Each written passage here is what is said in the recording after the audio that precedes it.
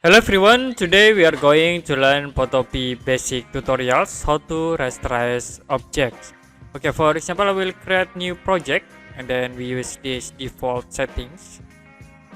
For example, I will draw text in here and then you can set size, like I will set into this point, 57, and you can tap like into rasterize words.